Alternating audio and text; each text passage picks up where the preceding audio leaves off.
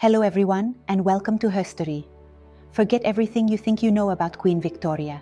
Forget the image of the lady in black, perpetually mourning, always frowning, and synonymous with seriousness. Here, on this channel, we are going to travel back in time to tell you the true story of a woman who was much more than a monarch. A real-life heroine with a drama, a romance, and a will of steel that will make you see her era with completely new eyes. This is the epic life of Queen Victoria. Our protagonist, Alexandrina Victoria, did not have a fairy tale childhood.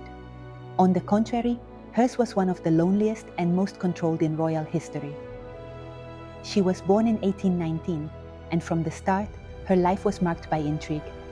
Her father, the Duke of Kent, died when she was less than a year old, leaving her as the sole heir to the throne.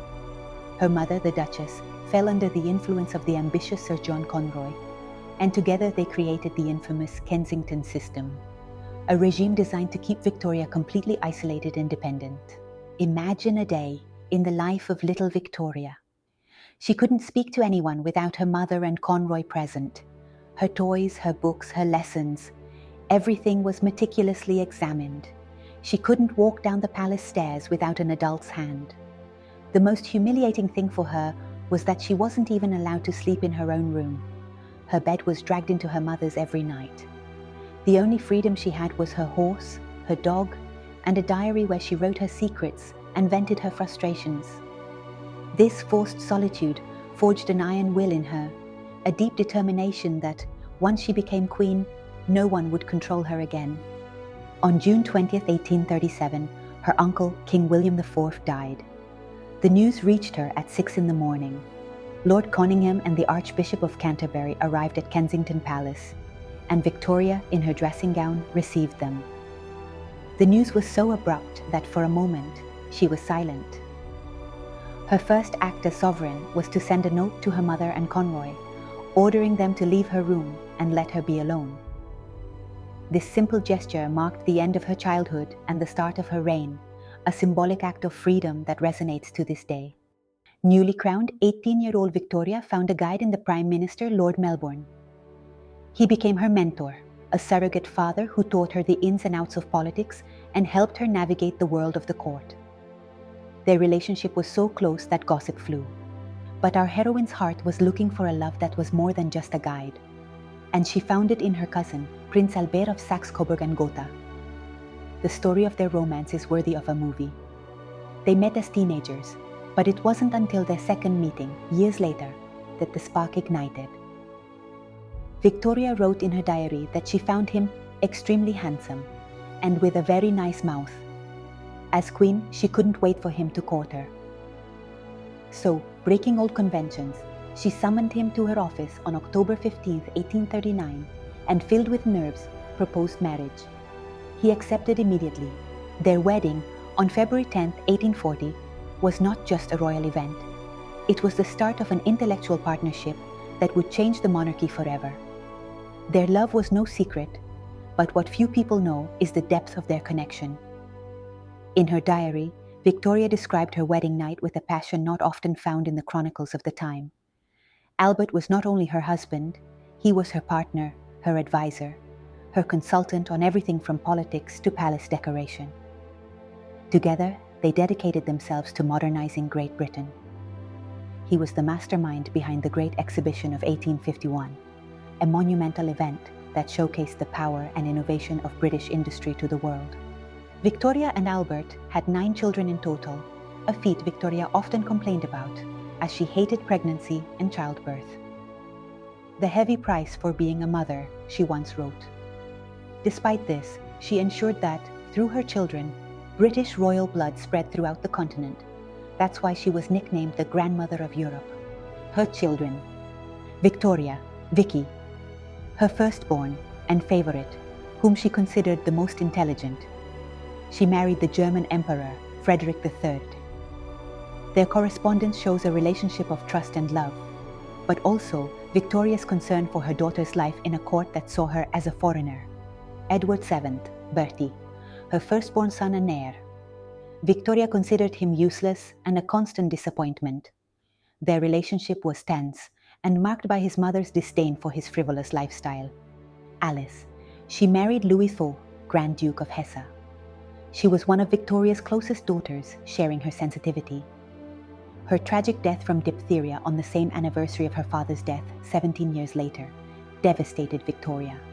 Alfred, Helena, Louise, Arthur, Leopold, and Beatrice, the rest of her children, all married into royal houses, fulfilling Victoria's plan to weave a network of alliances that kept Great Britain influential across Europe. Princess Beatrice, the youngest, became her mother's closest companion, dedicating herself to her care until Victoria's death. Victoria's life abruptly stopped on December 14, 1861, with the death of her beloved Albert, believed to be from typhoid fever. The grief plunged her into a depression so deep that she withdrew from the public eye for more than a decade. She dressed in black, a decision she maintained for the remaining 40 years of her life. People began calling her the Widow of Windsor, and many questioned her worth as a monarch. But in the midst of her pain, Victoria found two unexpected confidants, which caused a great scandal in her court. The first was her Scottish servant, John Brown, whose loyalty and closeness to the Queen sparked all sorts of rumors, including a secret marriage. The court was horrified by his familiarity.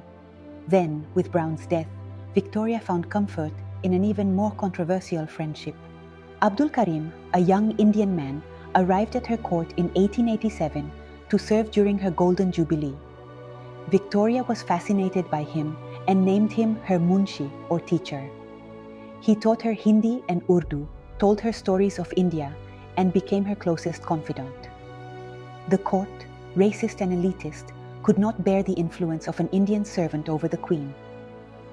They referred to it as the Munshi affair and conspired to disgrace him, inventing rumors that he was a spy. But Victoria, with her iron will, vehemently defended him, protecting him from the jealousy of her children and her court. Their friendship lasted until the Queen's death, and although her son, King Edward VII, tried to erase his existence by burning their letters, their story has endured. In the final stretch of her life, Victoria publicly resurfaced with incredible strength. Her Golden and Diamond Jubilees were massive celebrations that showcased the empire's strength and stability to the world.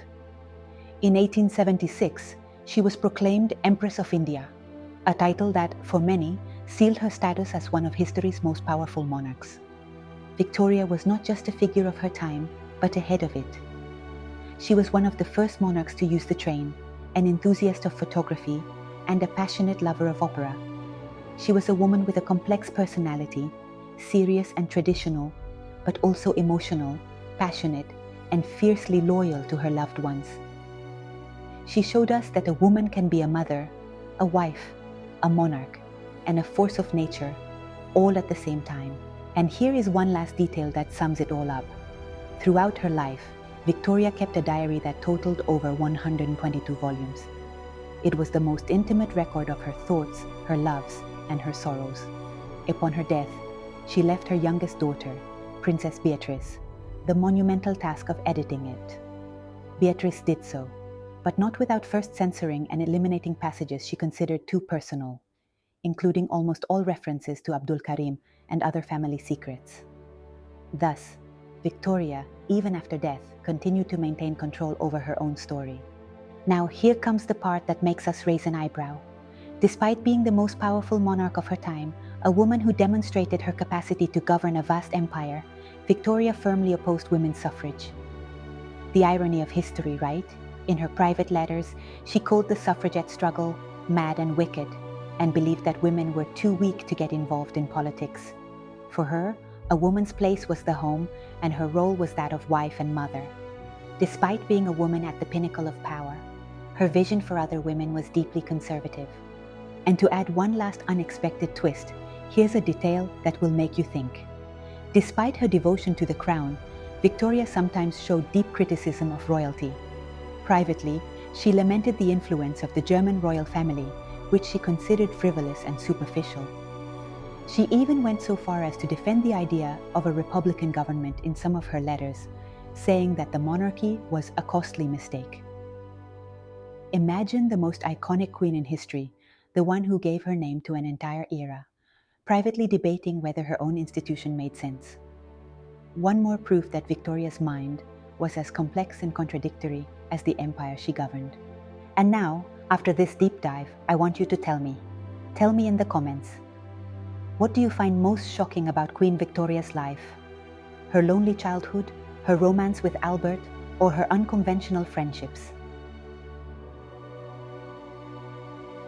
And for our next journey through history, tell me in the comments, which woman in history would you like us to explore in depth? If you liked this story and want me to keep digging up the lives of extraordinary women, don't forget to hit the like button and subscribe to Herstory. There is no history without you.